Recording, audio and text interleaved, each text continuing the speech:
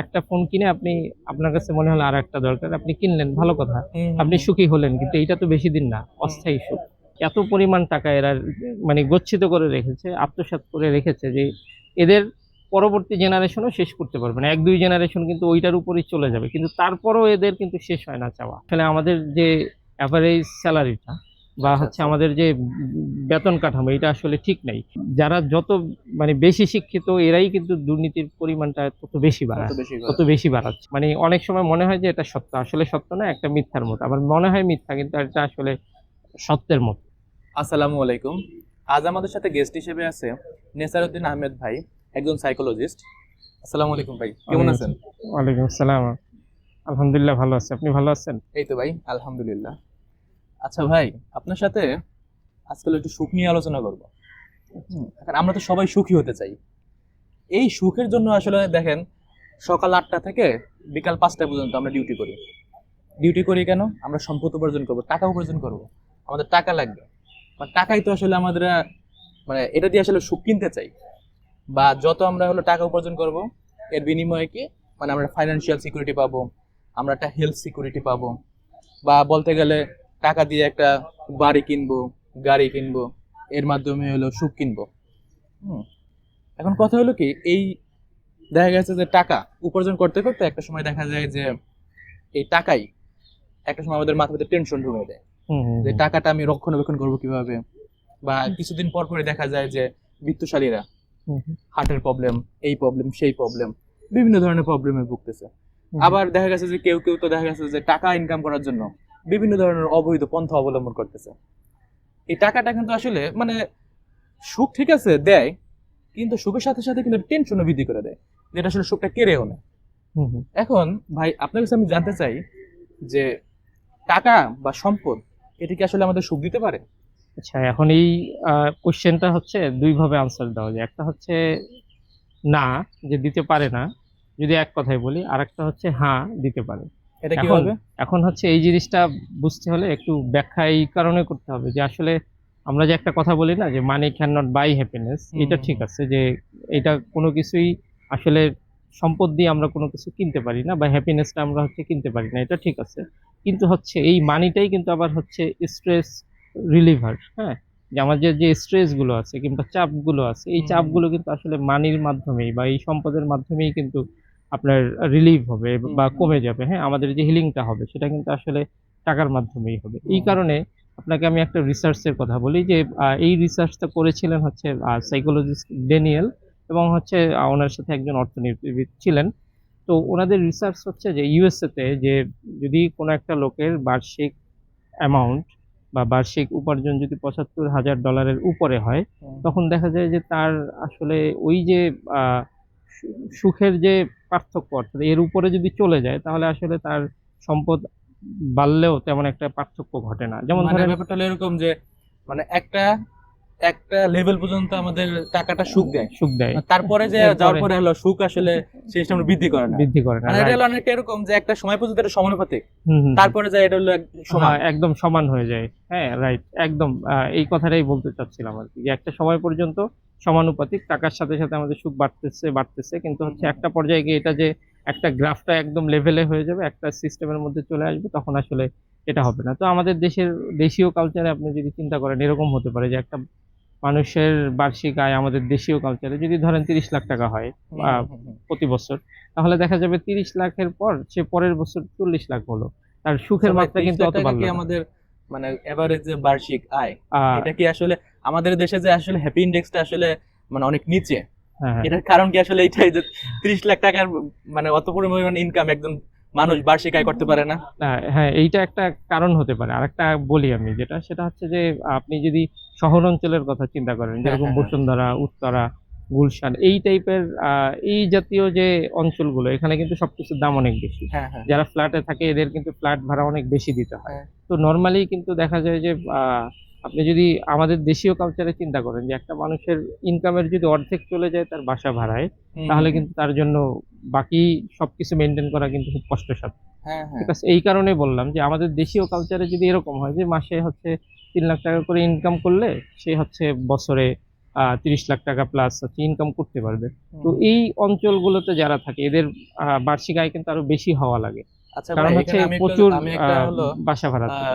যদি একটা information add করি, সেটা হলো দেখেন যারা সরকারি চাকরি করে তাদের বেতন কিন্তু মানে আমরা যদি এভারেজে ধরে নিই 60-65 এরকম হলো আমার একটা সিনিয়র অফিসারের হুম বেতন, হুম হুম হুম। ঠিক না? এখন তাদের ক্ষেত্রে আসলে হ্যাপিনেসের সংকট আসলে কিরকম হইতে পারে? এই শুরুতে কিন্তু আপনি একটা কথা বলেছিলেন যে টাকার জন্য মানুষ হচ্ছে অবৈধ পন্থা অবলম্বন করে। হ্যাঁ, তো হ্যাঁ। দেখেন এই যে একটা লেভেল, যে লেভেল পর্যন্ত আমরা যেতে পারি না, হ্যাঁ? এই কারণেই কিন্তু হচ্ছে মানুষ অবৈধ পন্থাগুলো মানে শুরু করে। যেরকম ধরেন এই যে আমি আপনাকে যে ড্যানিয়েলের যে রিসার্চটা দেখালাম যে ইউএস এর কালচারে যে $৭৫,০০০, হ্যাঁ? হুম, এটা হুম, কিন্তু অস্বাভাবিক ঘটনা, ব্যাপারটা এরকম না।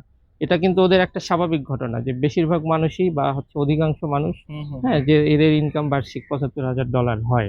কিন্তু আমাদের দেশীয় কালচারে এটা হয় না। হ্যাঁ? আচ্ছা, বা আচ্ছা। যেটা আমি বললাম ৩০ হ্যাঁ, লাখ এটা এটা তো হয় না। দেখা গেছে আমাদের যদি এভারেজ যদি জানি না যে বাংলাদেশের পরিসংখ্যান এরকম কোনো আছে কিনা। হুম, হুম, হুম। যদি থাকে আমাদের এভারেজ ইনকাম মনে হয় না যে 35-40 হাজারের বেশি হওয়ার কথা, হুম, হুম, হুম। ঠিক না? হ্যাঁ, এরকম হওয়ার কথা। এই কারণেই হচ্ছে আমাদের কাছে মনে হচ্ছে যে মানি হচ্ছে হ্যাপিনেসটা কিনতে পারে। এই কারণে হ্যাঁ, আমরা হ্যাঁ। হচ্ছে মানির পিছনে ছুটি, টাকার পিছনে ছুটি। ছুটতে, ছুটতে যেটা হয় আ দেখবেন যে হচ্ছে এই বিভিন্ন দুর্নীতিবাজ, হ্যাঁ?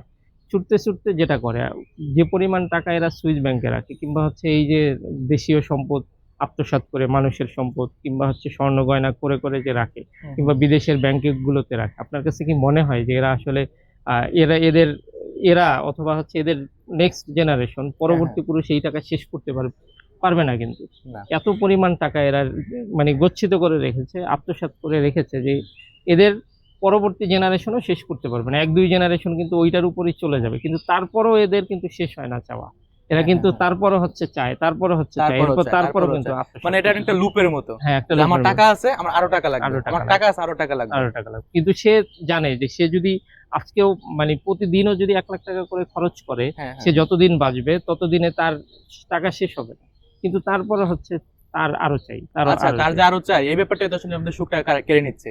হ্যাঁ, রাইট। এই ব্যাপারটাই আমাদের সুখটা কেড়ে নিচ্ছে। এই কারণে হচ্ছে আমি যেটা বললাম যে আমাদের দেশীয় কালচারে যেটা হয় যে আসলে আমরা ওই পরিমাণ উপার্জন করতে পারি না বিধায় আমাদের কাছে এটা মনে হয়। এই কারণে আমরা হচ্ছে এই যে লুপের পিছনে ছুটি। হুম, তো হুম। কিছু মানুষ এই লুপের পিছনে ছুটতে, ছুটতেই কিন্তু তারা আসলে এই দুর্নীতিবাজ, দুর্নীতিগ্রস্ত হয়ে যাচ্ছে। হ্যাঁ, হ্যাঁ, এরপরে হচ্ছে এই যে মানে দেশের বিশাল একটা সম্পদ এরা কিন্তু বিদেশের ব্যাংকে রাখছে কিংবা হচ্ছে ওই সুইস ব্যাংক বলেন বা হচ্ছে বিভিন্ন জায়গায় কিন্তু এরা হ্যাঁ। এই গচ্ছিত বেগমপাড়ায় করা বাড়ি হ্যাঁ, করতেছে। হ্যাঁ, বেগমপাড়ায় বাড়ি লন্ডন করতে লন্ডন বাড়ি কিনে, হ্যাঁ, ফ্ল্যাট কিনে। ফ্ল্যাট কিনে, হ্যাঁ, আবার দেখা গেছে দুবাইতে যে অনেকে বুর্জ ইন্ডিয়াতে খলিফাতে হ্যাঁ, বুর্জ ইন্ডিয়াতে খলিফাতে শত, শত বিঘা জমির সন্ধান পাওয়া যাইতেছে, মালিক বাংলাদেশী। বাংলাদেশে। হ্যাঁ, এরপরে হচ্ছে বুর্জ খলিফা বা দুবাইতে হচ্ছে এদের ফ্ল্যাট থাকে। হ্যাঁ, হ্যাঁ, বুর্জ খলিফাতে এদের ফ্ল্যাট থাকে। হ্যাঁ, হ্যাঁ। মানে ব্যাপারটা এরকম আরকি। তো এই যে কালচারটা, এইটা আসলে ওই যে ওইখান থেকেই। তো আমাদের দেশীয় কালচারে যদি এটা একটা নরমাল ব্যাপার হতো বা আমরা এটাকে যদি নরমালাইজ করতে পারতাম, সবার যদি সেলারিটা স্ট্যান্ডার্ড লেভেলে হতো, তাহলে আসলে এই সমস্যাটা হতো না। কিন্তু দেখা যায় যে এই যে মানে উঁচু-নিচু, গরিব-ধনীর যে একটা বৈষম্য, বিশাল বৈষম্য কিন্তু এটা। মানে এই এটাই কি যে আসলে সুখটা আসলে আমাদের যে বাংলাদেশে যে সুখী বা হ্যাপি ইনডেক্স যে এত নিচে থাকাকে এটাই আসলে প্রধান কারণ হইতে পারে?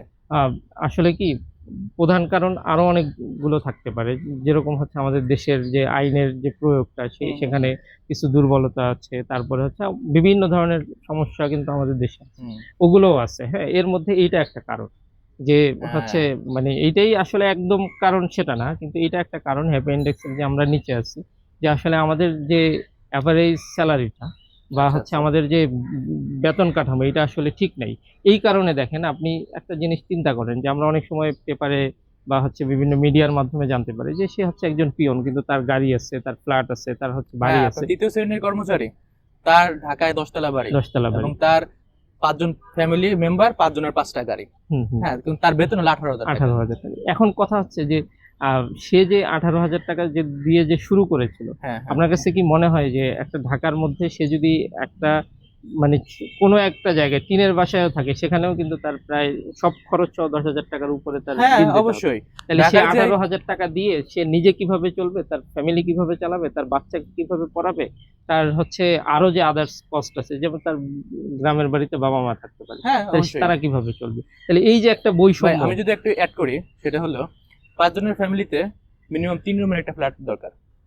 ৩ রুমের একটা ফ্ল্যাট যদি ঢাকার যদি একদম আপনি যদি একদম সাইড এরিয়া গুলো চিন্তা করেন, যেমন কামরাঙ্গীচর বা মোহাম্মদপুরের হুম হুম ওই সাইড অথবা কেরানীগঞ্জের ওই সাইড, হুম হুম। ওইখানেও কিন্তু 3 রুমে একটা ফ্ল্যাট মিনিমাম 12,000 টাকা হ্যাঁ এটা হবে। হবে। এরপর আবার হ্যাঁ। কারেন্ট বিল আছে, কারেন্ট বিদ্যুৎ বিল বিল আছে, আছে, বিদ্যুৎ বিল ময়লার আছে, বিল আছে, ময়লার বিল আছে, এটা দিয়ে আবার আরো 14,000 এক্সট্রা কস্ট, দারোয়ানের 14,000 বিল দিতে হবে। 14,500 হুম, গ্যাস বিল, হুম। এগুলো দিয়ে 14,000 14,500 টাকা পড়ে যায়। আচ্ছা, এখন এইখানে আমি আপনাকে বলি, সেটা হচ্ছে কি, এই যে দ্রব্যমূল্যের যে মানে ঊর্ধ্বগতি, যেটা হ্যাঁ আমাদের হ্যাঁ হ্যাঁ হ্যাঁ, সামর্থ্যের বাইরে। সামর্থ্যের আপনি বাইরে, যদি হ্যাঁ ঠিক এই সময়েও ইন্ডিয়াতে যান, হ্যাঁ। তখন দেখবেন যে ওখানে আপনি নরমালি এই যে 18,000 টাকা বেতন, বা ইন্ডিয়াতেও যদি আপনি 18,000 টাকা বেতন পান, অর্থাৎ আমি যদি রুপিতেও কনভার্ট করি, তারপরেও যদি আপনি 15,000 সাড়ে 16,000 এর মধ্যে 14,000 এরকম হতে পারে। তাহলে দেখবেন যে আপনি ওইখানে মানে খুব অনায়াসে অনেকগুলো শহর আছে যেখানে আপনি খুব সহজেই বসবাস করতে পারবেন, থাকতে হুম, পারবেন। হুম, হুম। সবকিছুর কস্টিং কম। সময় হয় কি যে বেতন কাঠামোর যে বৈষম্যটা, এই বৈষম্যটা আমাদেরকে অনেক সময় দুর্নীতিগ্রস্ত করে ফেলে। হ্যাঁ, এটা একটা প্রবলেম। সেটা ঠিক আছে। কিন্তু পাশাপাশি এইটাও সমস্যা যে আসলে আমাদের দেশের যে সিন্ডিকেট বা সিন্ডিকেট। ব্যবসায়িক যে অবস্থাটা, এইখানেই আসলে দিন দিন দেখেন, আপনি গত বছর যে টাকা দিয়ে আপনি আলু কিনছেন, এই বছর কিন্তু সেই টাকা দিয়ে আলু কিনতে পারবেন হ্যাঁ, না। হ্যাঁ। কিন্তু আপনি ইন্ডিয়াতে যান, দেখেন গত বছর ওরা যে টাকা দিয়ে আলু কিনছে বা তার আগের বছর যে টাকা দিয়ে আলু কিনছে, এই বছরের সেম দাম হয়তো ১-২ টাকা বেড়েছে। ১-২ টাকা বেড়েছে, হ্যাঁ, বা হ্যাঁ। হচ্ছে এই বছর হচ্ছে মানে ২-১ অন্যান্য দেশে যদি বাড়লে হলো একটা ৫ লিমিট টাকা, আছে। ১০ টাকা, হ্যাঁ, সর্বোচ্চ লিমিট ১০ আছে। টাকা, হ্যাঁ, এরকম একটা লিমিট লিমিট থাকতে পারে। আছে। কিন্তু আমাদের দেশে ৫%, ৫%, ২%, ৩% এরকম বাড়তে পারে। কিন্তু বাংলাদেশে দেখা যাচ্ছে পেঁয়াজের মূল্য মাঝে মাঝে ২৫০ টাকা, হুম, হুম, আর মানে মাঝে মাঝে ৩০ টাকা। হ্যাঁ, তা এই এই যে যে একটা ৩০ টাকা থেকে ২০০ টাকা, ২৫০ টাকা, এই যে একটা জাম্প, হুম, হুম, যখন এই জাম্পটা করে তখন কিন্তু এই যে যারা ১৮,০০০ টাকা ২০,০০০ টাকা বেতন পায়, হুম, হুম, তারা কিন্তু সুখী থাকতে পারে সুখী না। থাকতে পারে না। এইটাই হ্যাঁ, হচ্ছে প্রবলেম, যে এরা যখন দেখে যে আসলে এখন আমার 18,000 টাকা দিয়ে চলছে না, তখন কিন্তু সরকারিভাবে এর বেতন বাড়ে না। হয়তো বেতন বছরে বাড়ে না। হ্যাঁ, সামান্য হ্যাঁ। কিছু বাড়তে পারে। কিন্তু হচ্ছে আল্টিমেটলি এর বেতন যতটুকু বাড়ে, এর থেকে কিন্তু দ্রব্যমূল্যের যে ইনফ্লেশনটা, এই মুদ্রাস্ফীতিটা, সেটা কিন্তু অনেক বেশি বাড়ে। হুম, তো হুম, আপনি হুম, গত বছর স্বর্ণের ভরি দেখেন আর এই বছর স্বর্ণের ভরি দেখেন। এই হ্যাঁ। যে একটা বিশাল যে বৈষম্য, পার্থক্যটা হয়ে গেছে, এই কারণে আসলে এরা দুর্নীতি করতে বাধ্য হয়। আচ্ছা ভাই, আমি হলো এর সাথে আমি একটা জিনিস যুক্ত করতে চাই। সেটা হলো আমরা টাকা উপার্জন করার জন্য বিভিন্ন কাজ করি, বা একটু আমরা যদি অন্যভাবে বলি যে টাকা উপার্জন করি সুখ কেনার জন্য, হুম, ঠিক না? হুম, হুম। কিন্তু এই টাকা উপার্জন করার যে ওয়েটা হয় ভিন্ন ওয়ে। হ্যাঁ, আপনি তো বুঝতেনি ভিন্ন হ্যাঁ, ওয়ে হ্যাঁ, বলতে হ্যাঁ, কি, করাপশন হতে পারে বা হ্যাঁ, আদার্স বিভিন্ন হ্যাঁ, জিনিস হ্যাঁ, হতে পারে। হ্যাঁ, হ্যাঁ। তো সেটা আবার আমাদের সুখ কেড়ে নিতেছে। হুম। এটা কি একটা প্যারাডক্স টাইপের হয়ে যেতেছে না আ ব্যাপারটা? আসলে যে আমরা সুখের জন্য আমরা হলো কাজ করি, হুম, আবার হলে কাজের জন্য আমাদের সুখ হারিয়ে যায়। সুখ হারায় যায়। এটা কি একটা প্যারাডক্স? হুম, হ্যাঁ, রাইট, রাইট। তাই এটা কি আপনি একটু ব্যাখ্যা করতে পারবেন যে আসলে সাইকোলজি এটাকে কিভাবে ব্যাখ্যা করা যায়, আচ্ছা। বা কোনো রিসার্চ এভিডেন্স আছে কিনা এই হুম, এই হুম, হুম। সাপেক্ষে? আচ্ছা, আমি বলি, সেটা হচ্ছে ডেভিড মায়ার্সের একটা বইও ছিল, 'দ্য প্যারাডক্স অফ অ্যাফ্লুয়েন্স', এইটার আচ্ছা, উপরে আচ্ছা, বইটার হচ্ছে নামটা তো একবার বলতেন। 'The paradox of affluence'. হ্যাঁ? আচ্ছা। এই ডেভিড মায়ার্স উনি কিন্তু একজন সাইকোলজিস্ট, তারপর সোশ্যালিস্ট, হ্যাঁ? হুম, আম আ সোশ্যাল সাইকোলজিস্ট আরকি। তো উনি কিন্তু এইগুলো নিয়ে অনেক কাজ করেছেন। তো এই টপিকের উপর উনি একটা বইও লিখেছেন এবং হচ্ছে অনেক রিসার্চও কিন্তু উনি করেছেন। তো প্যারাডক্সটাকে আপনাকে আমি হচ্ছে আরেকটু সহজভাবে ব্যাখ্যা করি, যে সেটা হচ্ছে, ধরেন এরকম একটা গল্প পড়েছিলাম যে একটা শহরে হুম, একজন যে লিডার বা হুম, হচ্ছে শহরের যে রাজা, সে হচ্ছে একদিন তার শহরের যে প্রধান ফটক থাকে, যেখান দিয়ে অন্য দেশের মানুষ শহরে ঢোকে, হ্যাঁ, হ্যাঁ, আগে তো এরকম ছিল আরকি। হ্যাঁ, হ্যাঁ, হ্যাঁ, হ্যাঁ, তো সেইখানের যে দারোয়ান তাকে বলে দিছে যে কেউ যদি এখানে আসে, হুম, আসার পর তুমি তাকে জিজ্ঞেস করবা যে কি জন্য এসেছে, হুম, হুম, এবং সে যেটা বলবে হুম, হুম। সেইটা সত্য না মিথ্যা, সেটার জন্য তুমি আবার লোক লাগাবা। আচ্ছা। হ্যাঁ? যদি দেখো যে সত্য বলেছে, তাহলে সে সুন্দর মতো করেই আ মানে তার কোনো সমস্যা নেই। কিন্তু কেউ যদি দেখো বলেছে, তোমার কাছে বলেছে একটা, কিন্তু দেশে এসে করেছে আরেকটা, হুম, হুম, হুম, হুম। তখন হচ্ছে তাকে ফাঁসিতে ঝুলাইতে হবে। অর্থাৎ তার পেছনে তুমি লোক লাগাবা এবং তার হচ্ছে পানিশমেন্ট হচ্ছে তার ফাঁসিতে ঝুলতে হবে। মৃত্যুদণ্ড। হচ্ছে মৃত্যুদণ্ড। হ্যাঁ? তো এখন এইটা হচ্ছে হলো সে বলে দিছে। এখন একদিন একটা লোক যখন এই ফটকে চলে আসছে, তাকে জিজ্ঞেস করছে, "কেন এসেছো?" হুম, তখন হুম। সে বলল, "আমি ফাঁসির কাস্টে ঝুলতে এসেছি।" আচ্ছা, আচ্ছা। ঠিক আছে? এখন কি হবে? এখন দেখেন এইখানে প্রবলেম যেটা, যে তাকে যদি আসলেই ফাঁসির কাস্টে ঝুলানো হয়, হ্যাঁ, হ্যাঁ, তাহলে কিন্তু সে সত্যবাদী হয়ে গেল, তাই না? হ্যাঁ, তাহলে সে সত্যবাদী হলে তো সে মাফ পেয়ে যাবে, তাকে তো হ্যাঁ, ফাঁসির কাস্টে ঝুলানো যাবে না। হ্যাঁ, হ্যাঁ, আবার হ্যাঁ। যদি ঝুলানো না মিথ্যা হয়, হলে আবার ফাঁসির কাজটা ঝুলাতে ফাঁসির হবে। কাস্টে ঝুলাতে আচ্ছা, হবে, আচ্ছা। তাহলে তো আবার সত্য হয়ে যাচ্ছে। মানে এই যে একটা মানে লুপের মধ্যে আটকে গেল না? হ্যাঁ, এইটাই হ্যাঁ, হ্যাঁ। আসলে অনেকটা প্যারাডক্স এর মতো। তো হচ্ছে মানে অনেক সময় মনে হয় যে এটা সত্য, আসলে সত্য না, একটা মিথ্যার মতো। আবার মনে হয় মিথ্যা, কিন্তু এটা আসলে সত্যের মতো, হ্যাঁ, আচ্ছা আচ্ছা। ব্যাপারটা এরকম। তো প্যারাডক্স অফ অ্যাফ্লুয়েন্স হচ্ছে প্রাচুর্যের প্যারাডক্স, যে আসলে কি, যে আমরা মনে করি যে আমাদের যত প্রাচুর্য হবে তত হচ্ছে সুখী, সুখ হবে। কিন্তু হচ্ছে উনি রিসার্চ করে যেটা দেখেছেন যে আসলে না, প্রাচুর্যের প্যারাডক্সটা হচ্ছে এরকম, যত আপনার প্রাচুর্য বাড়বে কত আপনার টেনশন বাড়বে, স্ট্রেস বাড়বে, অ্যাংজাইটি বাড়বে, বিভিন্ন ধরনের প্রবলেম হবে, আপনি চিন্তিত থাকবেন, হ্যাঁ। এইটা নিয়ে কিন্তু একটা গল্প আছে, যে দেখা গেল কি যে একজন সুখী মানুষের, যে আমরা একটা গল্প এরকম শুনেছিলাম, যে সুখী মানুষ খুঁজতে খুঁজতে খুঁজতে খুঁজতে এমন একটা মানুষকে পাওয়া গেল যার কোনো পোশাকই নেই। পোশাকই নাই, হ্যাঁ হ্যাঁ হ্যাঁ। হ্যাঁ, তো ব্যাপারটা হচ্ছে এরকম, যে প্যারাডক্স অফ অ্যাফ্লুয়েন্স বা হচ্ছে প্রাচুর্যের প্যারাডক্স, এটা এরকম যে আপনি যত প্রাচুর্যের মধ্যে যাবেন আপনার সুখের লেভেলটা কিন্তু তত নামতে থাকবে। যত আর ভাই ইয়া কিন্তু অর্থ সম্পদ ছাড়া বা ফাইন্যান্সিয়াল সিকিউরিটি ছাড়া কিন্তু সুখ কিন্তু আসেও না, এটা কিন্তু মানতে হবে। এটা এই কারণেই কিন্তু শুরুতে ওই যে সাইকোলজি ড্যানিয়েলের কথাটা যে বললাম, হ্যাঁ যে হ্যাঁ একটা হ্যাঁ। লেভেল পর্যন্ত আপনার কিন্তু যেতে হবে, হ্যাঁ। এরপরে হচ্ছে আলটিমেটলি থেমে যাবে, এরপরে দেখা যাবে যে আসলে আপনার যে আবার প্রাচুর্য। আমরা যে আসলে বিভিন্ন জন বিভিন্ন ভাবে সুখ খুঁজি, এটা কিন্তু একটা আহ, মানে গুরুত্বপূর্ণ কথা। যেমন ধরেন সাধু সন্ন্যাসীরা, হুম হুম তারা সুখ খুঁজে যে কিভাবে আমার কিছু থাকবে না, হুম হুম এটাই আমি সুখী। হুম। মানে আমি হলো আমার বলতে আমি আমার কিছু নাই, হ্যাঁ, আমার বস্তুগত জিনিস বস্তুগত কোনো কিছু নাই, কিছু নেই, এটাই হ্যাঁ, হলো আমার, আমি হলো সুখী। সুখী, হ্যাঁ। আবার অনেকে সুখ খুঁজে কি যে আমার হলো গাড়ি থাকবে, বাড়ি থাকবে, হুম হুম হুম। আমার হলো মানে বেগম এইগুলো পাড়ায় একটা বাড়ি থাকবে, হুম হুম আমার হলো লন্ডনে একটা ফ্ল্যাট থাকবে, বুর্জ হুম। খলিফায় যদি হলো টপ ফ্লোরে একটা ফ্ল্যাট থাকতে হুম হয়, হুম হুম হুম। ফ্ল্যাট থাকলে তাহলে ভালো, এটা একটা সুখের ডেফিনিশন। আবার অনেকে সুখ কি যে বই পড়া, হ্যাঁ, শুধুমাত্র বই পড়াটা তার সুখ, তার সুখ, পৃথিবীর কোনো চিন্তা নাই, চিন্তা জ্ঞান অর্জন করাই তার সুখ। তার সুখ। আপনি আবার আইনস্টাইনের কথা চিন্তা করে দেখেন, হুম তার সুখ কি সে খালি রিসার্চ, তার সুখ হুম হুম হুম, মানে একটা জিনিসের প্রতি মানে মগ্ন থাকা হলো তার সুখ। তার সুখ। আবার Right. আপনি যদি দেখেন একজন ইমানদার ব্যক্তির কথা যদি চিন্তা করেন, একজন ধার্মিক ব্যক্তির কথা, হুম সে যখন নামাজে দাঁড়ায়, হুম হুম, এটাই কিন্তু তার সুখ। তার সুখ, হ্যাঁ, right. মানে স্রষ্টার সাথে যে সংযোগ স্থাপন করা, স্থাপন করা। এটাই তার সুখ। হুম হুম, তার কিন্তু অন্য কোনো চাহিদা নাই। না। আপনি দেখেন তাকে যদি আপনি হাজারো চেষ্টা করেন, তাকে দিয়ে আপনি একটা পাপ কাজ করবেন, পারবেন না। হুম হুম, পাপ কাজ করে সে অসুখী মনে হবে। অসুখ হবে।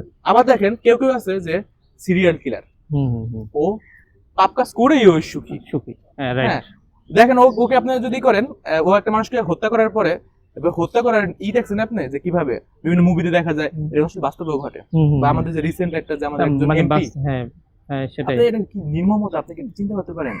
মানে তাকে ওটা হলো বর্ণনা করলাম না, হ্যাঁ, কারণ হ্যাঁ। হলো আসলে আমরা পজিটিভ সাইকোলজি নিয়ে কথা বলতেছি, সেখানে হ্যাঁ। নেগেটিভিটি আর না আনি। আচ্ছা আচ্ছা, হ্যাঁ, রাইট। তাহলে আপনি যদি করেন যে সুখের ডেফিনিশনটাও আলাদা আলাদা। আলাদা আলাদা। হ্যাঁ, এক্ষেত্রে কিন্তু একটা প্যারাডক্স কিন্তু আমার সৃষ্টি হয়। হুম হুম হুম। যেমন ধরেন একজন সাধু সন্ন্যাসী, সে তো এখানে গেল, আসলে সে কি আলটিমেট সুখটা আসলে পাইছে কিনা, হ্যাঁ, এটা কিন্তু একটা প্রশ্নবিদ্ধ। হ্যাঁ, এটা আমাদের জানতে হবে যে হ্যাঁ, আসলে সে পেয়েছে। আসলে কি সে কি আসলে অরিজিনাল যে সুখটা, সেই সুখটা আসলে কি তার আয়ত্ত আসছে কিনা। আসছে কিনা। আরেকটা ব্যাপার হচ্ছে কি, সুখের ডেফিনিশন এক একজনের কাছে এক এক রকম। হ্যাঁ হ্যাঁ হ্যাঁ হ্যাঁ, যেমন হচ্ছে আপনি যদি বান্দরবন ওই অঞ্চলগুলোতে যান, যে দেখবেন যারা পাহাড়ি, হ্যাঁ হ্যাঁ, পাহাড়ে বসবাস করে, ওদের ঘরে কিন্তু কোনো ধরনের ফার্নিচার নেই, একদম সবকিছু হচ্ছে আপনার নর্মাল, অর্থাৎ ওদের থালা বাসন ছাড়া আপনি ওদের ঘরে আর কিছু পাবেন না। ভাই, আবার আমরা কিন্তু ওরা কিন্তু অসুখী, মানে ওদের কাছে হ্যাঁ হ্যাঁ, আমরা কিন্তু ওখানে যে ট্যুরে যাই কিন্তু আমরা সুখী, সুখী, আমরা হ্যাঁ, ওরকম একটা লাইফ চাই। হ্যাঁ, লাইফ, ব্যাপারটা হচ্ছে এরকম, হ্যাঁ। তো এই কারণে মনে করেন সুখের ডেফিনিশন এক একজনের কাছে এক এক রকম। যারা সুখ নিয়ে কাজ করেছেন আর কি, তারা হচ্ছে হলো সুখের যে প্রকারভেদ করেছেন, যে সুখ আসলে দুই প্রকার, একটা হচ্ছে বস্তুগত আর একটা হচ্ছে মনোগত আর কি, যে হচ্ছে মনস্তাত্ত্বিক সুখ, একটা বস্তুতান্ত্রিক, যে আপনি কতটুকু বিভিন্ন জিনিস কিনে সুখী, হ্যাঁ, হ্যাঁ, হ্যাঁ। আরেকটা হচ্ছে যে আপনি মনোগতভাবে কতটুকু সুখী, হ্যাপি আর কি।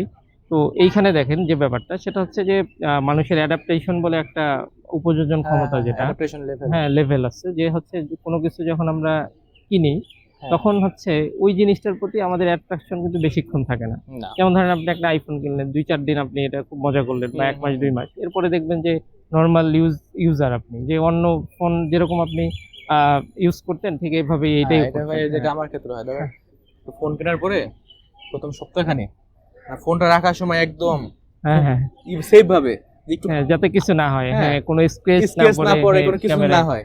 আচ্ছা, মাসখানি পরে কই রাখলাম খাটের কি উপরে করলাম, হ্যাঁ, কই রাখলাম কি করলাম, স্পেস পড়লো কি পড়লো হ্যাঁ, না, হ্যাঁ, এটা হ্যাঁ। নিয়ে আসলে মানে ব্যাপার না। তো আসলে মানুষের হয় কি, যে এই অ্যাডাপ্টেশনটা এই কারণে, সুবিধা যেটা, এটা কিন্তু মানে কোনো ক্ষতিকর দিক হয়তো সেটা ভিন্ন হিসাব, রিসার্চের ব্যাপার, কিন্তু সুবিধা যেটা সেটা হচ্ছে আমাদের একটা সুখ বেশিক্ষণ আমাদের মধ্যে থাকে না, থাকে না। আমাদের দুঃখটাও বেশিক্ষণ থাকে না। হ্যাঁ, এই কারণে একটা কমন সিনারিও, যে আমাদের আত্মীয় স্বজন মারা যাবে বা আমরা একসময় হ্যাঁ, মারা হ্যাঁ। যাবে, সবাই মারা যাবে, হ্যাঁ, তো ওইটার জন্য যে আমাদের একটা ব্যথা, এই ব্যথাটা কিন্তু বেশি দিন টিকে না ঠিক আছে, বা হচ্ছে থাকে না। আর যদি মানে এটার টিকতো, পজিটিভ দিকও যেমন আছে হ্যাঁ, নেগেটিভ দিকও নেগেটিভ ওরকম দিকে, আছে। আর যদি ধরেন এরকম হইলো যে মারা গেল, আপনি হচ্ছে ডিপ্রেস বা চিন্তিত, তার জন্য কান্নাকাটি হ্যাঁ, করছেন, এটা যদি মাসের পর মাস, বছরের পর বছর হয়ে যায়, তখন কিন্তু এটা আপনার জন্য একটা ওয়ার্নিং। warning। আপনি কোনো কিছু কাজ করতে পারবেন না, কোনো তাহলে কি ভাই এটা বলা যায় যে আমি যদি একটা বস্তুর উপরে মানে সবসময় সুখী হয়ে যাই, মানে এটা অ্যাডিকশন টাইপের, হ্যাঁ হ্যাঁ মানে অ্যাডিকশন টাইপের হয়ে যায়। একটা বস্তুর উপরে যদি সুখ থাকে, যেমন যারা ড্রাগ ইউজ করে হ্যাঁ হ্যাঁ তারা হলো একটা বস্তুর উপরে তারা সুখী, হুম, হুম। নাকি মানে হ্যাঁ, মানে ওইটার উপরেই এখন এইখানে একটা ব্যাপার আছে, সেটা হচ্ছে কি যে আসলে ড্রাগ এডিক্টেড যারা, এরা যেটা করে সেটা হচ্ছে যে এরা ছোট, প্রথমে ছোট দিয়ে শুরু করে, শুরু করে। করতে করতে করতে করতে যেটা হয় যে এদের মাত্রা কিন্তু বাড়ানো লাগে। আচ্ছা, মানে এরাও হলো একটা বস্তুর উপরে এরা সুখী হ্যাঁ, না, না, একটা এরাও বস্তু চেঞ্জ করে। চেঞ্জ করে, এইটাই হচ্ছে প্রবলেম। আচ্ছা যে আচ্ছা। ও যদি ধরেন এই কোনো একটা ড্রাগ যেটা হয় যে প্রথমে হচ্ছে একটা দিয়ে শুরু করে, পরে হ্যাঁ, দুইটা, হ্যাঁ, পরে তিনটা, পরে চারটা, পরে পাঁচটা, এইভাবে করে কিন্তু ওর মাত্রা বাড়তে হয়। আচ্ছা, বাহ, ঠিক বাহ। আছে? তো এই কারণে হচ্ছে মানে প্রথমে প্রবলেমটা এটা হয়। হলো সাধারণ শুরু হয় মানে হলো হচ্ছে ওর সিগারেট দিয়ে। ডোজ, হ্যাঁ, ওর ডোজটা বাড়াইতে হয়। হ্যাঁ, হ্যাঁ, ওর ডোজটা যখন বাড়ায়, একটা পর্যায়ে দেখা যায় যে এরকম হয় যে প্রচুর মাত্রায় নিলেও হুম, হুম, ওই হুম। ডোজটা তেমন একটা কাজ কাজ করে না। হ্যাঁ, মানে অতিরিক্ত মাত্রায় নিতে হয়। এই আচ্ছা, কারণে আসলে আপনি বলতে পারবেন না যে এটা যে আসলে যারা বস্তুগত সুখী বা এরা হুম, হুম, যদি হুম। কোনো একটা প্রোডাক্টের উপর ডিপেন্ডেন্ট হয়ে যায়, এটা কোনো ভালো দিক। এটা আসলেই ভালো না। এটা হচ্ছে মোবাইলের ক্ষেত্রে হোক বা যেকোনো কিছুর ক্ষেত্রে হোক, কোনো একটা বস্তুর উপর যদি মানুষের হচ্ছে অ্যাট্রাকশন লেভেলটা চলে আসে, তখন এই ইস্যুগুলা কিন্তু তৈরি হবে। যে যেমন ধরেন আপনি হচ্ছে ধরেন মোবাইল এডিক্টেড। আপনি ১ম দিন ১ ঘন্টা দেখলেন, পরের দিন কিন্তু আপনার ডোজ বাড়াইতে হবে। ১.৫ ঘন্টা হয়ে যাবে, ৩ ঘন্টা হয়ে যাবে, ৫ ঘন্টা হয়ে যাবে। এই কারণে যে অ্যাডাপ্টেশন যেটা, ভাই আপনি যে কথাটা বললেন সেটা হলো অনেকটা আহ, বলা যায় হলো গেমিং এর ক্ষেত্রে। হুম, মোবাইলে যারা গেম খেলে হ্যাঁ, তারা কিন্তু দেখা যায় যে প্রথমে হলো একটা গেম 10 মিনিটের জন্য খেলবে, হ্যাঁ, হ্যাঁ, তারপর 20 মিনিট, 40 মিনিট, 1 ঘন্টা, 2 ঘন্টা। এমনও বাচ্চা আসলে আসছে যে হলো সারাদিন 17 ঘন্টা, 18 ঘন্টা স্ক্রিন টাইম। স্ক্রিন টাইম, হ্যাঁ, হ্যাঁ, মানে তারা হলো গেম ছাড়া অন্য কিছু আর বুঝে না। হুম, হ্যাঁ, এই ক্ষেত্রে কিন্তু মানে প্রথম দিকে দেখা গেছে তাদের অ্যাডাপ্টেশন লেভেলটা ছিল হলো 1 ঘন্টা, 2 ঘন্টা, হুম, করতে হুম, করতে করতে 1 ঘন্টা, 2 ঘন্টা তাদের আর হয় না।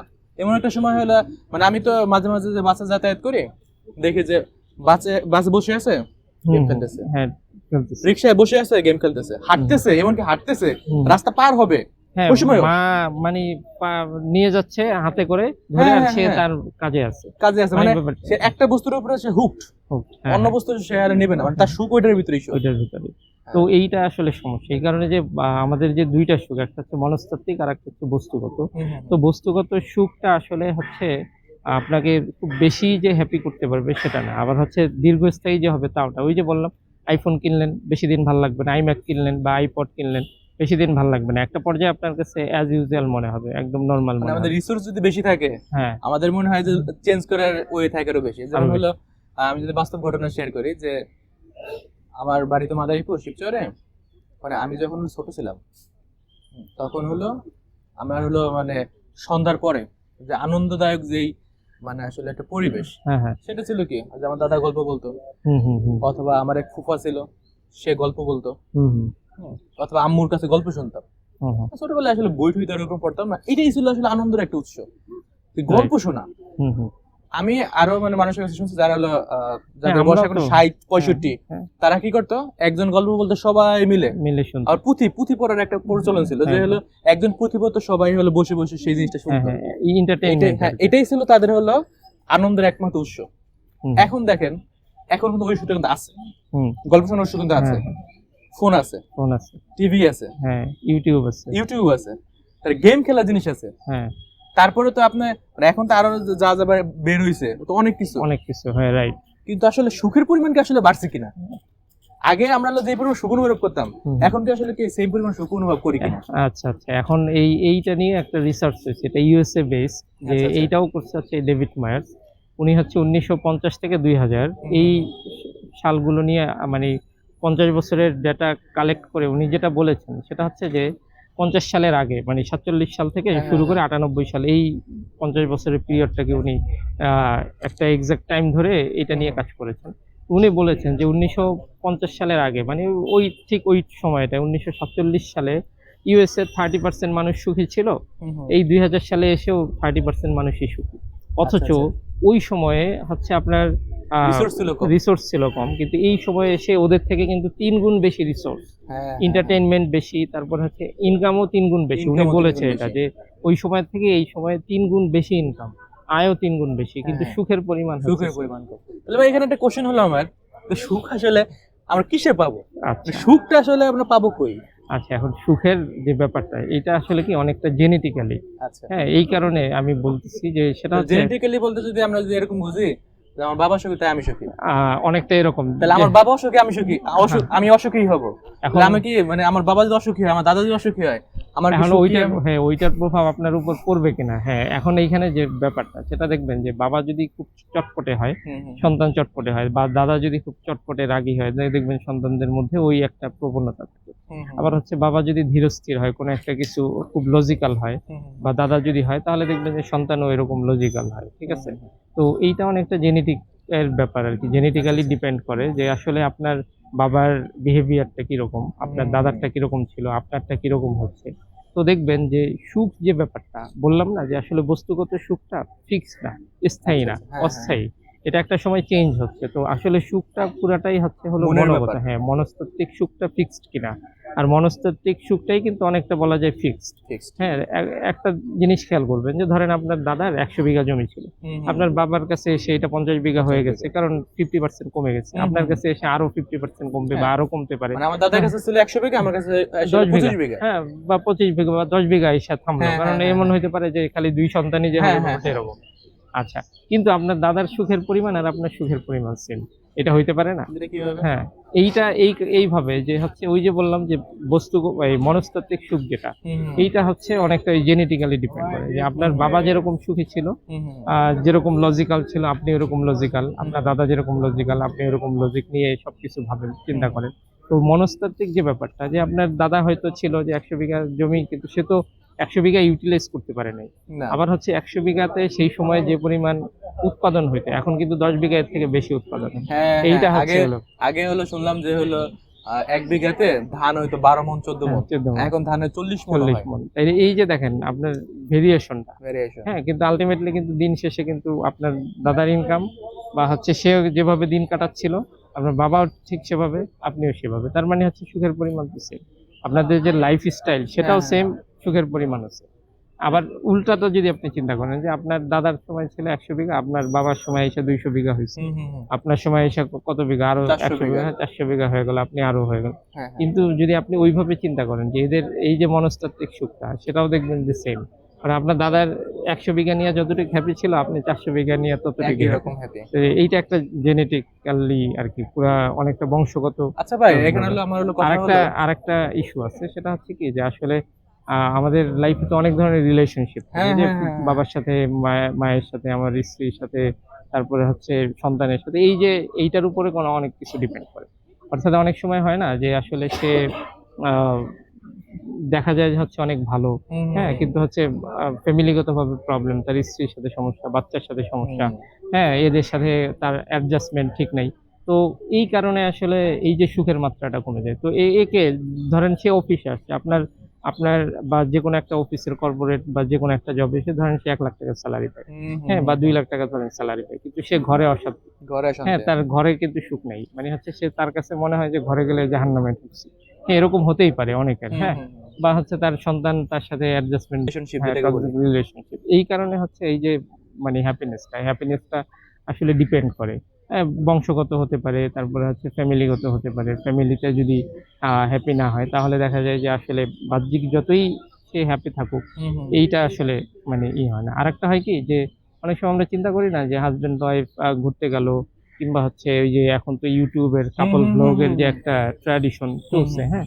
তো আমাদের কাছে মনে হয় কি যে আলটিমেটলি যে হয়তো এরা খুব সুখী বা হ্যাপি, হ্যাঁ, যেরকম আমরা হ্যাঁ, হ্যাঁ, হ্যাঁ, হ্যাঁ, যেরকম হ্যাঁ। যেটা হয় যে নাটক সিনেমাতে, ওটা কিন্তু পুরাটা অ্যাক্টিং হয়, বুঝতে ভাই, যেটা বললাম যে কম্পেয়ার করার একটা মানসিকতা এসে পড়ছে আমাদের মানসিকতা ভিতরে, তৈরি হয়, যে আমরা হ্যাঁ। হলো এখন কম্পেয়ার করি যে এই ছবিটা এত সুন্দর, আমি এত সুন্দর না কেন? হ্যাঁ, সুন্দর না কেন। তারপরে এই ফ্যামিলিটা দেখছো কত জায়গায় ঘুরতে যায়, হুম। আমাকে কোনো জায়গায় ঘুরতে নিয়ে যায় এখন না কেন? এখন এইখানে একটা ব্যাপার আছে, সেটা হচ্ছে যে ওই যে ঘুরতে যাওয়া, হুম, তো হুম, হুম, আসলে এরা সুখ পাচ্ছে কিনা, এটা ডিপেন্ড করে হচ্ছে এদের মানে ভিতরগত অবস্থা। ভিতরগত অবস্থা। এটা আমি উপর থেকে যদি দেখলাম যে ধরেন আমি দেখলাম যে আপনি আপনার ওয়াইফের জন্য অনেক কিছু কিনে অনেক নিয়ে যান, কিছু কিনলেন, হ্যাঁ। আমার কাছে মনে হলো যে হয়তো এরা খুব হ্যাপি, এমন হতে পারে যে আপনারা ওয়াইফ হলো প্রেশার দেখে নিতেছে আমাকে। প্রেশার দিয়ে কিনাচ্ছে, অথবা হচ্ছে আপনি যা নিয়ে গেছেন এর থেকে ওনার এক্সপেকটেশন আরো বেশি, হ্যাঁ যে সে আরো চাচ্ছে, যে এর কাছে মনে হবে এইগুলা কি নিয়ে আসছো, এগুলা তো আমার বাবা আমাকে দিচ্ছে, হ্যাঁ বা হচ্ছে এই কয়দিন আগে তো এগুলো আমার সব ছিল, ব্যাপারটা এরকম না।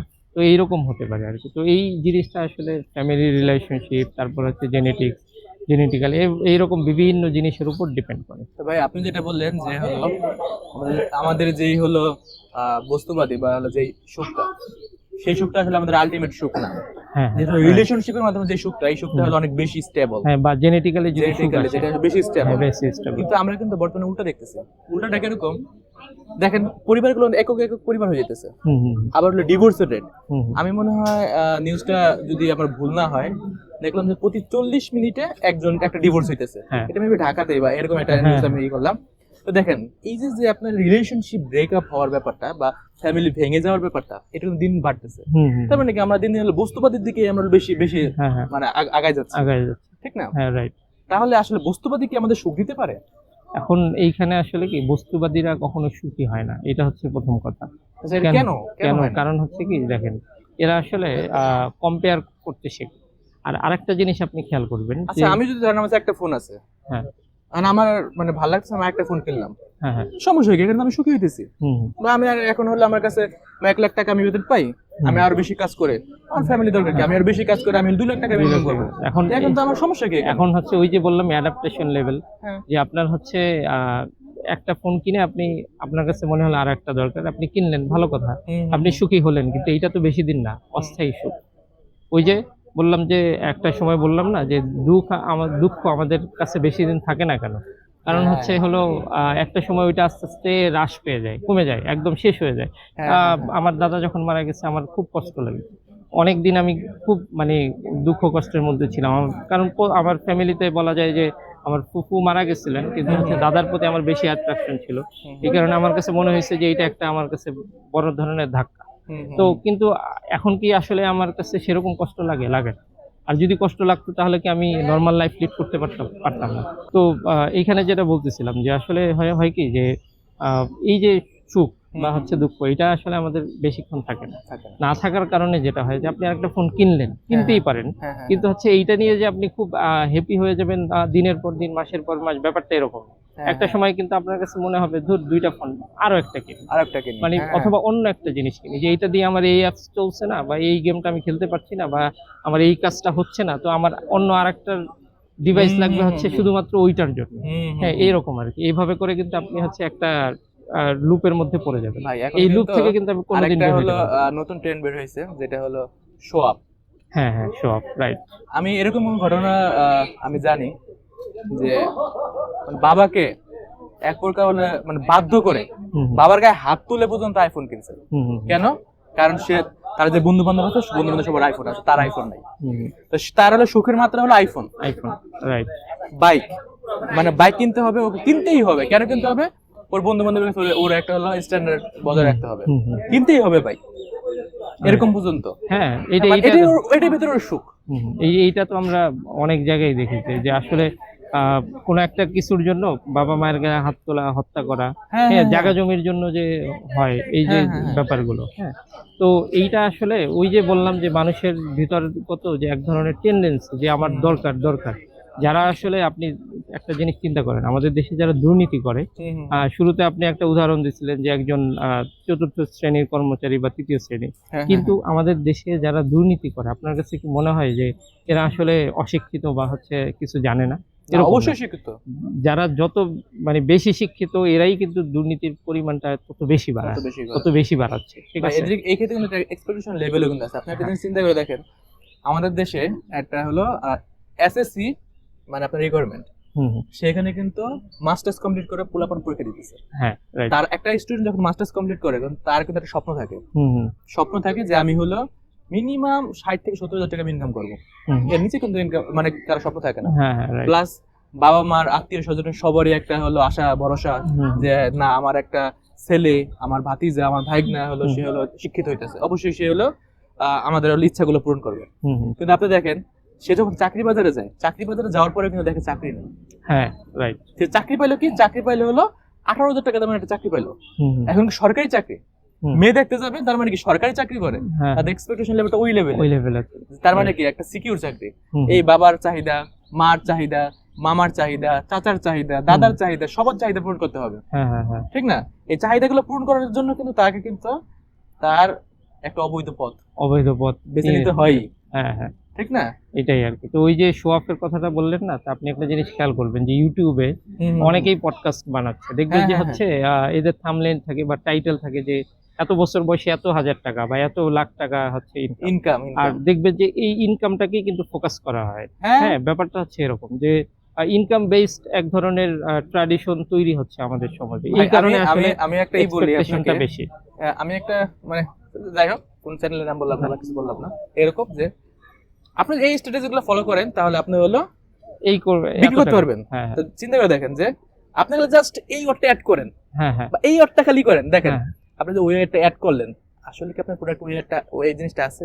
কথা তো সেটাই। আপনি ফানেল তৈরি করতেছেন কাস্টমার পাওয়ার জন্য, হুম, হুম, হুম। ফানেল যে তৈরি করতেছেন, ফানেলটা কি আসলে কি সত্য কিনা। সত্য কিনা? হ্যাঁ, এইটাই হচ্ছে সমস্যা। আরেকটা ঠিক না? যেটা ওই যে দেখবেন যে এখন কিছু চ্যানেল শুধুমাত্র হচ্ছে টাকাকে ফোকাস করে টাকাকে ফোকাস এরপরে হচ্ছে এরা পডকাস্ট সাইকোলজি অফ হ্যাঁ মানি, হ্যাঁ সাইকোলজি অফ মানি। হ্যাঁ, তো দেখেন এই যে ট্র্যাডিশনটা, এতে দেখা যাবে যে আপনি দেখলেন যে 100টা ভিডিও বানালো, পডকাস্ট বানালো, 100টাই হচ্ছে টাকা, টাকা, যে টাকাকে বেসড করে যে টাকাকে এত based বয়সে এত হাজার টাকা, হ্যাঁ, তারপরে হচ্ছে কিভাবে আপনি এত টাকা ইনকাম করবেন, কিভাবে আপনি এইটা করে এত টাকা ইনকাম, হ্যাঁ, এই যে হ্যাঁ, দেখেন এইভাবে করে কিন্তু আমাদের এক্সপেকটেশন লেভেলটা বাড়িয়ে দিচ্ছে। হ্যাঁ, হ্যাঁ, তো আপনি যখন এই দিন দিন এইগুলো দেখতে থাকবেন, শুনতে থাকবেন, তখন এই জিনিসটা কিন্তু আপনার মাথার মধ্যে অটোমেটিক্যালি আবার চলে যখন আসবে। আমরা বাস্তব সিচুয়েশনে যাব, দেখবো চাকরি বাজার স্টার্টিং স্যালারি কত, 18,000 টাকা, 20,000, হ্যাঁ, 30,000 টাকা, তখন তো আমি হতাশ, হতাশ। যাই হ্যাঁ, হ্যাঁ আমার বয়সে 18 বছর বয়সে কোটিপতি, কোটিপতি। আমি কি হ্যাঁ, করলাম? আমি কি করলাম?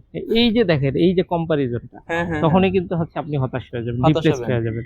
তো তখনই আপনার কি করতে হবে, ওই যে অবৈধ পন্থা অবলম্বন অবৈধ করতে হবে পন্থা, আপনি, হ্যাঁ। বা ওইটার দিকে ছুটবেন।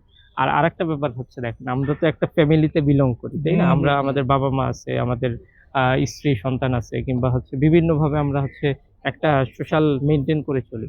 এখন যেটা হয় যে আপনি না হয় দেখলেন না ভিডিওগুলো, কিন্তু আপনার স্ত্রী দেখতেছে, আপনার মা দেখতেছে, আপনার পাশের আন্টি দেখতেছে, সে হ্যাঁ। দেখে কিন্তু আপনাকে হচ্ছে ফোর্স করবে যে ওর মতো একটা ছেলে দেখলাম এই সেম ইউনিভার্সিটিতে পড়ে এই করে ফেললো, আর ও এখনো ঘরে বসে কিন্তু এটা বেকার। শতকরা কয়জন?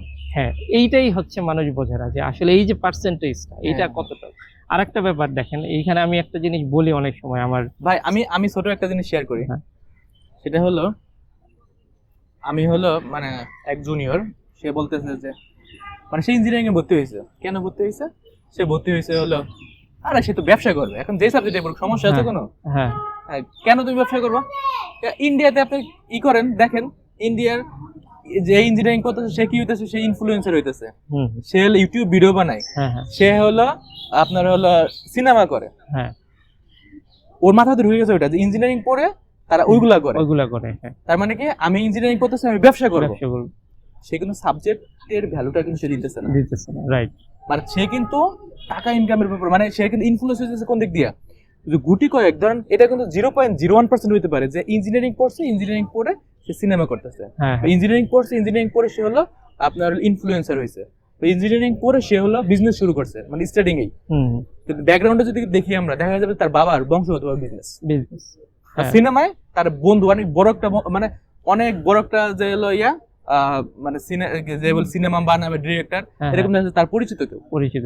হ্যাঁ হ্যাঁ হ্যাঁ, ঠিক না? ঘটনাটা এরকম। ঘটনাটা এরকম না, কিন্তু হ্যাঁ। আমরা ইন জেনারেল যদি আমরা ভাবি তাহলে কিন্তু আমাদের সবার পক্ষে সম্ভব না, সম্ভব না। মানে আমরা যে সাবজেক্টে পড়তেছি, হুম হুম, যেমন ধরেন আপনি সাইকোলজিতে পড়তেছেন, ঠিক না? আপনি যদি শুরু থেকে যদি চিন্তা করেন যে আমি হলো আরে সাইকোলজিতে পড়ে তো হ্যাঁ, অমুকে অমুকে, কি হয়েছে, অমুকে বিজনেসম্যান হয়ে গেছে, বিজনেসম্যান হয়ে গেছে। হ্যাঁ তাহলে আমরা কি বিজনেস করব, হ্যাঁ, বা অমুকে নাসার বিজ্ঞানী হয়ে গেছে। নাসার বিজ্ঞানী হয়ে গেছে, হ্যাঁ, তো এখন আমিও ওই নাসাতে একটা জব নেবো আর কি। হ্যাঁ, হ্যাঁ। হ্যাঁ, ব্যাপারটা এরকম। মানে এই ক্ষেত্রে কিন্তু আপনার কিন্তু মানে যে সাবজেক্টে ফোকাস করার কথা, সাবজেক্টে ফোকাস না করে কিন্তু ডিস্ট্রাক্ট হয়ে যেতেছে, হ্যাঁ হ্যাঁ যখন দেখবে যে অনার্স শেষ কিন্তু ও তো হ্যাঁ, বিজনেস স্টার্ট করতে Business পারে start-ই কিংবা করতে হচ্ছে পারেনি। কিছুই বোঝে না, বা কিছুই বোঝে বিজনেসে না। লস, বারবার লস। হ্যাঁ আবার কি তখন- করছে, আবার যে হলো ওর সাবজেক্টে চাকরি পাবে সেটা পাবে না, কেন? কারণ ও তো সাবজেক্ট সম্পর্কে ঠিক জানে হ্যাঁ, না, জানে না, তো রাইট। চাকরিটা দিবে কে ওকে? দিবে কে? হ্যাঁ, এইটাই, এই কারণে হচ্ছে এই যে আমি যে কথাটা বলতে নিচ্ছিলাম, যে সেটা হচ্ছে কি, যে আমাদের এই যে ভিডিও বা হচ্ছে পডকাস্ট বা এই যে ধরেন এক ধরনের আমাদেরকে আহ, চিন্তা চেতনা যে চেঞ্জ করে দেওয়া, হ্যাঁ হ্যাঁ যে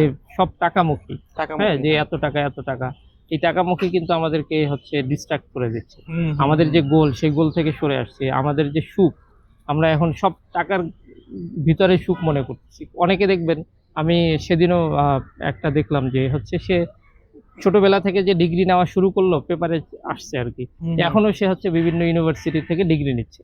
মানে ইন্ডিয়ার একজন, আহ, ইন্ডিয়ার একজন আছে যে উনি অনেকগুলো ডিগ্রি নিছে। হ্যাঁ, সে তো মারা গেছে আর আচ্ছা আচ্ছা রিসেন্ট আর কি। রিসেন্ট। হ্যাঁ, যে আচ্ছা সে হচ্ছে এখন তার বয়স এই বুড়ো হয়ে গেছে, এখনো হ্যাঁ। সে হচ্ছে এইটার মধ্যে সে কিন্তু একটা আনন্দ পায়। হ্যাঁ, এর হ্যাঁ, সুখ এটা থাকতেই এইটা পারে। থাকতে পারে। আবার হচ্ছে যে বাংলাদেশে যারা ট্রাভেল করে, এই যে কয়দিন আগে হচ্ছে বাবর আলী দেখবেন এভারেস্ট জয় করলো, এবারে জয় করলো এ কিন্তু পেশা একজন ডাক্তার। ডাক্তার। হ্যাঁ, তো এর মানে হচ্ছে ব্যাকগ্রাউন্ডটা আমি খুঁজে দেখলাম যে সে আসলে ভ্রমণ পিয়াসী আর কি, তার কাছে এই নেশাটাই হচ্ছে হলো ভ্রমণ। তো হ্যাঁ সে হ্যাঁ ছোট ছোট জব করে জবটা ছেড়ে দেয়, ওই যে কিছু টাকা জমায় ওই টাকা দিয়ে সে ভ্রমণ করে। আচ্ছা আচ্ছা। মানে সে হচ্ছে লং লাস্টিং কোনো জবের মধ্যে সে থাকতে চায় না, কারণ থাকলেই তো একটা সিকিউরিটি মেনটেন করতে হবে, এক ধরনের এদের সাথে এক ধরনের routine কমিটমেন্টে maintain যেতে হবে, করতে হবে। কমিটমেন্টে যেতে হবে যে এত বছরের চাকরি হুম, করতে হুম, হবে। হুম, হুম, তো হুম। সেইটা না, সে হচ্ছে প্রজেক্ট বেস কাজ করে, যে আচ্ছা, 6 আচ্ছা। মাসের প্রজেক্ট, 1 বছরের প্রজেক্ট করে এরপরে সে চাকরি শেষ, সে হচ্ছে মানে ঘুরে আসে, হুম, এরকম হুম, এরকম। হুম, হুম। এইটার মধ্যে হচ্ছে তার সুখ। আচ্ছা। এরকম অর্থাৎ মানুষ হচ্ছে তার, সে সুখ খুঁজে নেবে যে কোনটার মধ্যে আমি সুখী বা হ্যাপি, হুম, এইটা। হুম, হুম, হুম। কিন্তু মানুষ আসলে এই জিনিসগুলো দেখে এখন সমস্ত সুখ মনে করে টাকার মধ্যে। আমরা প্রবলেমটা এটা হচ্ছে কিন্তু এটা। এটা কিন্তু যে বস্তুবাদী যে সমাজ, এটাও কিন্তু দায়ী। হ্যাঁ, যেমন রাইট। ধরেন এটা কিন্তু আমাদের একটা ট্যাগ লাগাই দেয়। হ্যাঁ, কিরকম হ্যাঁ। ট্যাগ লাগাই দেয়? কারণ আপনি বুয়েটে পড়তে পারেন না, তবে আপনি ভালো ইঞ্জিনিয়ার না। হুম, হুম, হুম, ঠিক না? হুম, হুম, হুম। আপনি ঢাকা ইউনিভার্সিটিতে পড়তে পারেন না মানে আপনি খারাপ স্টুডেন্ট। হ্যাঁ, রাইট। ঠিক না? হুম, হুম। আপনি কি মেডিকেলে পড়তে পারেন নাই? তার মানে কি? আপনি আপনার ভুয়া ডাক্তার, কসাই, বা হচ্ছে হলো আপনি হাতুড়ে ডাক্তার, হাতুড়ে এরকম ডাক্তার। আর কি। আপনি মানে ঢাকা সরকারি মেডিকেলে লাগবে আপনার, হ্যাঁ, ঢাকা আপনি মেডিকেলে হ্যাঁ, লাগবে। অন্য right, মেডিকেলে হলে কিন্তু হবে না। হ্যাঁ, বা হ্যাঁ, আপনি সরকারি মেডিকেলে চান্স পান নাই, তার হ্যাঁ। মানে আপনি তার হাতুড়ে ডাক্তার, আবার এরকম আর কি। আপনার আইফোন নাই, তার মানে কি আপনার ফ্যামিলি মনে হয় হ্যাঁ, আসলে ভালো না। হ্যাঁ, আপনি আপনি ওই স্ট্যাটাস ওই স্ট্যাটাস আমি বজায় রাখতে হ্যাঁ, পারতেছি বজায় না। রাখতে। ঠিক না? আমার একটা বাইক নাই মানে কি? এত ইয়াং মানুষ বাইক নাই, হ্যাঁ, এটা মানা যায়? সেটাই তো। রিক্সা চলাচল করে, হ্যাঁ, এগুলো কোনো মানা যায় এভাবে? এই যে সমাজ ব্যবস্থা, এইটা কিন্তু আমাদেরকে ওই যে মানে হ্যাঁ, সব হ্যাঁ, সব মানে টাকামুখী করে হ্যাঁ। দিচ্ছে আবার এখানে। ভাই আরেকটা জিনিস আছে, এটা আমি মাঝে মাঝে ফেস করি। যেমন ধরেন আমার গান কখনো মুখস্থ হয় না বা মুখস্থ করার চেষ্টা করিনি। যখন একটা আড্ডা হয়, হ্যাঁ, হ্যাঁ, তুই গান গাইতে পারোস না, তুই এতটাতে এই মানে সোশ্যাল প্রাণী না, মানে আমি হ্যাঁ, তো হ্যাঁ। সামাজিক জীব, হ্যাঁ, হ্যাঁ, এটা না। এটা না, মানে আমার সবই জানতে হবে, ব্যাপারটা আমার সব এরকম। জানতে হবে, মানে হলো আমার গান কি রিসেন্ট যে গানগুলো সেগুলো হ্যাঁ। আমার জানা লাগবে, হ্যাঁ, মাস্ট জানা লাগবে। না জানলে কি আমি হলো শুধু সামাজিক হ্যাঁ, জীবী। সামাজিক জীবন। হ্যাঁ, তো এইটা আর কি, ওই যে এই জাতীয় মানে মিডিয়াগুলো বা হচ্ছে ভিডিওগুলো আসলে আমাদেরকে এরকম ডিস্ট্রাক্ট করে দিচ্ছে। হুম, তো এই ক্ষেত্রে আমি একটা কথা বলি, সেটা হচ্ছে কি, যে ধরেন আপনি 20 বছরে একটা কোম্পানির সিও হলেন, 50 হ্যাঁ, বছরে হ্যাঁ, মারা গেলেন। হ্যাঁ, হ্যাঁ, হ্যাঁ, আবার আরেকটা লোক 40 বছরে গিয়ে সে কোম্পানি, বা 50 বছরে গিয়ে ওই কোম্পানির সিও হইলো, 90 বছরে মারা গেল। হ্যাঁ, তাই এই যে দেখেন, তাহলে মানে একদিক দিয়ে চিন্তা করলে আসলে বেটার কোনটা? Yes. যদিও মৃত্যু আসলে কারো বলে কয়ে আসে না, আর কে হুম, কখন হুম, মরবে এটা হুম, আমরা জানি না, কিন্তু হুম, দেখেন একটা লোক 20 বছরে সিও হয়ে গেছে, হুম, আর আপনি হচ্ছে ধরেন 50 বছরে গিয়ে সিও হইলেন। হুম, তো হুম, আলটিমেটলি দেখেন, সে যেটা 20 বছরে পাইছে, আপনার 50 বছর লাগছে, এই তো হ্যাঁ, পার্থক্যটা তো এই। কিন্তু পার্থক্যটা। আবার আরেকটা জিনিস চিন্তা করেন, যে সে 50 বছরে সে মারা গেল, কিন্তু আপনি 90 বছরে গিয়ে মারা গেলেন, আপনি হ্যাঁ, অনেক বছর মানে সিও তার থেকে বেশি ছিলেন। হ্যাঁ, হ্যাঁ, হ্যাঁ, তাই এই যে একটা ভেরিয়েশন, আমাদের এইভাবে করে আমাদেরকে আসলে সুখটা কোথায় এটা খুঁজে বের করতে হবে। আর সুখ আসলে আপনি বস্তুবাদী দিক দিয়ে যতই চিন্তা করেন, ওইখান থেকে আসলে আপনি সুখটাকে মানে যথাযথভাবে অর্জন করতে পারবেন না। আপনার আসলে ওইটা খুঁজে বের করতে হবে, যে আপনার আসলে গোলটা কি, বা আপনার কোনটা ভালো লাগে। দেখেন ভাই বর্তমান গোল খুঁজতে গেলে তো এখন আবার সমস্যা। এটা কিরকম সমস্যা? আমি একটা গোল ফিক্সড করলাম, এটা দেখা যাচ্ছে ফ্যামিলি মানবে না। হ্যাঁ, হ্যাঁ, আবার কি মানুষের সামনে তো আমার একটা ইমেজ আছে, ইমেজও রক্ষা হবে না। হুম, হুম, হুম। ঠিক না? আমরা আসলে আমাদের যেমন সমস্যাটা আমি এইখানে। অনেকবার ট্রাই করছি যে রাতে আমি হলো 10টায় ঘুমাই যাবো, হ্যাঁ, হ্যাঁ, 11টা বাজে একজন ফ্রেন্ড ফোন দিল, কি করস? তো শুয়ে পড়ছি। কি শরীর খারাপ তোর?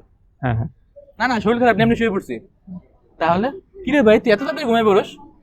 মানে এমন একটা আশ্চর্য ব্যাপার, হ্যাঁ, হ্যাঁ, হ্যাঁ, মানে কোনো নাই রিজন ছাড়া তুই এত তাড়াতাড়ি ঘুমাবি কেন? হ্যাঁ, হ্যাঁ, এই যেমন Right. ধরেন আমরা একটা গোল যদি ফিক্স করতে চাই, হুম, যে হুম। এই ধরনের যে আসলে বাধাগুলো এগুলো আসলে মোকাবেলা করবো কিভাবে আমরা? আচ্ছা, এখন হচ্ছে কি, যে আসলে গোল মানুষের ঠিক করতে গেলে বাধা আসবেই। এটা স্বাভাবিক। যারাই বড় হয়েছেন তারা যে একদম বাধা ছাড়া হয়েছে ব্যাপারটা এরকম না। যেমন ধরেন আপনি যদি আজ থেকে 200 বছর আগের যে রিসার্চ কিংবা হচ্ছে যে বইগুলো লেখা হয়েছে, হ্যাঁ, বা হচ্ছে বড় বড় বর্তমান সময়ে যেগুলো খুব বিখ্যাত, হ্যাঁ, 200 বছর আগের কিতাব, কিংবা হচ্ছে আপনি ইবনে সিনার কথাই চিন্তা করেন, সে মেডিকেল নিয়ে যে তার এত অবদান, তো তার কাছে কি ইন্টারনেট ছিল, মোবাইল না, ছিল? আজকে না। আপনি হচ্ছে সার্চ দিয়ে খুঁজে বের করে পারছেন যে হ্যাঁ।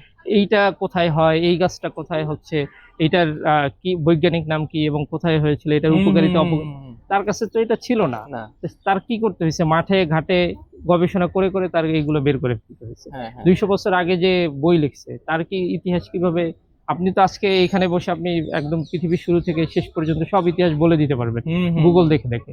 কিন্তু হচ্ছে সে কিভাবে পাইছে? উইকিপিডিয়া যে আজকে এই পর্যায়ে চলে আসছে, উইকিপিডিয়া কি? এতদিন মানুষের অবদানই তো উইকিপিডিয়া। হ্যাঁ, হ্যাঁ। এই হাজার হাজার বছরের মানুষের ইতিহাস যেগুলো মানে সংরক্ষণ করে রাখছে সেগুলোই তো আজকের উইকিপিডিয়া, হ্যাঁ। তাই না? তাইলে এই যে তারা যে ইতিহাসগুলো সংরক্ষণ করছে কিভাবে করেছে? তাদের হাতে কি ইন্টারনেট ছিল, মোবাইল না। ছিল, বা তারা না। ঘরে বসে করেছে? করে নেয়। তারা হচ্ছে জায়গায় গিয়ে গিয়ে গিয়ে মানুষের ফিল্ড মুখ ওয়ার্ক থেকে, হ্যাঁ, যেটাকে বলে। করে করে করে করে তারপর হচ্ছে কিন্তু তারা এই জিনিসগুলো করেছে। তাইলে দেখেন তাদের গোল ছিল ওইটা, কিন্তু তাদের কত ধরনের বাধা। বাধা। আর হ্যাঁ। আজকে যদি আপনার গোল হয়, ধরেন আপনি একজন ভালো ইতিহাসবিদ হবেন, তা আপনার সামনে কি বাধা আছে? মানে ওই সেন্সে, হ্যাঁ, এখন হচ্ছে আপনার তাদের সামনে হয়তো তার ফ্যামিলি কোনো বাধা দেয় নাই। সে যখন ওইখানে ঘুরতে গেছে হয়তো কোনো ধরনের প্রবলেম হয় নাই, তার ভিসা লাগে নাই, হ্যাঁ, সে অটোমেটিক্যালি যেতে পারছে।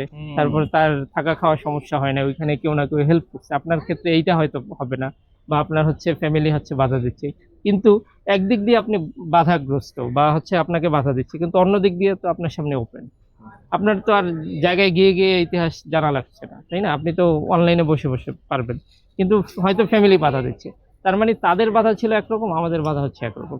তো তার মানে হচ্ছে আমার কাছে যেটা মনে হয়, দুনিয়ার সব মানুষেরই গোল মানে ফিল আপ করার ক্ষেত্রে, কিংবা হচ্ছে তার টার্গেট যেটা সেটা পূরণ করার ক্ষেত্রে সে বাধা পেয়েছেই, কোনো না কোনো ভাবে সে বাধাগ্রস্ত হয়েছে, কিন্তু সে এগিয়ে গিয়েছে। ঠিক আমাদেরকেও সেম, আমাদেরকেও এগিয়ে যেতে হবে, এছাড়া আর কোনো রাস্তা নেই। ভাই, আপনি একটু আগে একটা কথা বললেন, সেটা হলো যে বস্তুবাদী যে ব্যবস্থাটা, সেটা আসলে আমাদের সুখ আনতে পারে না বা আমাদের সুখ দিতে পারে না। কিন্তু কথা হলো কি, আমরা কিন্তু ঠিক তার উল্টা পথে চলি। যেমন ধরেন, আমরা কিন্তু দিন দিন বস্তুবাদী আর বেশি হচ্ছে, ঠিক না? রাইট। তা আমরা হলো এই নিয়মের বাইরে যে কাজ করতেছি, এটা কারণটা কি?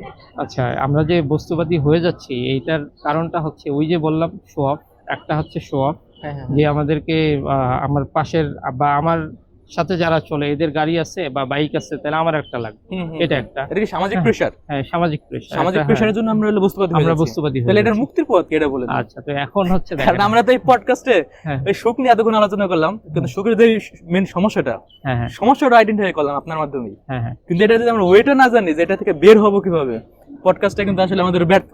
আচ্ছা।